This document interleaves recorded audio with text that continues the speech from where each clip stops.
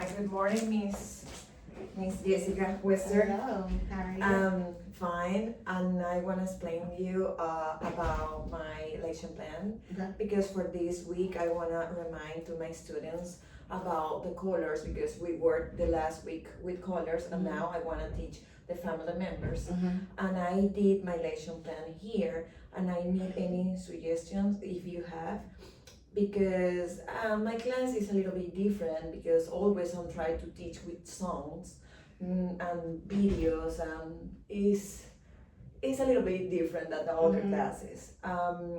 For this class, please let me know if I can do that because Mhm. I'm always trying to remind the other subject Mhm. for now. Okay. So I think that introducing them now to family members is good.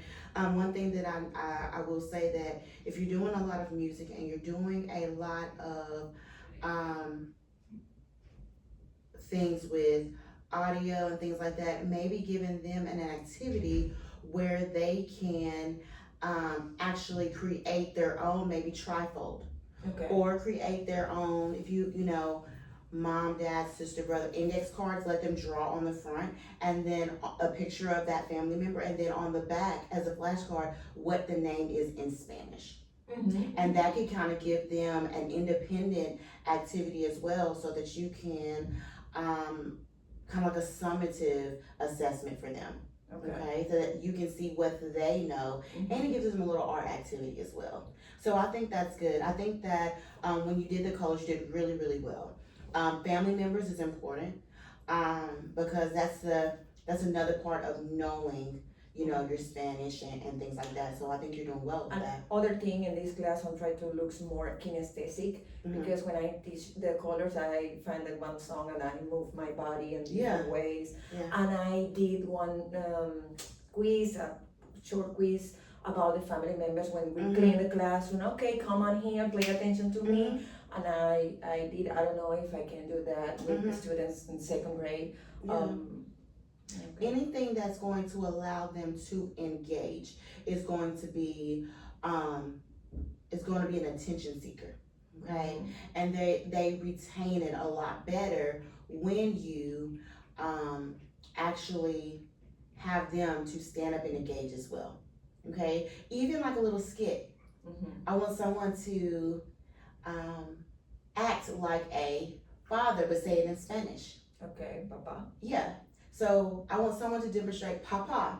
And then that gets all the kids engaged, maybe one per table that will papa, mom, like, you know, go around the table. That's another activity to get them engaged. But overall, I think you did really well. One thing that I will say that you could maybe improve on is before you go to the next task, bring them back.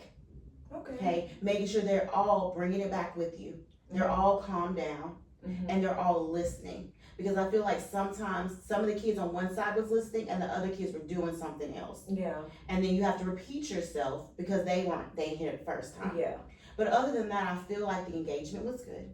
I feel like their attentiveness was good, which is really hard for kids when they're learning something completely different they've never learned before, which is what you're introducing to them. But I think that you will get more out of them and more engagement if they all know what's going on by doing the callback and then change it to the next task. But I think that every task that you gave them was measurable, specific. They were able to achieve it.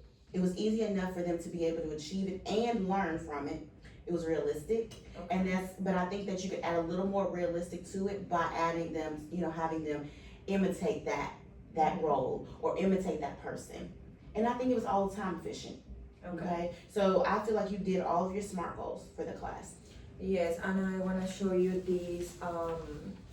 This is a worksheet that we did.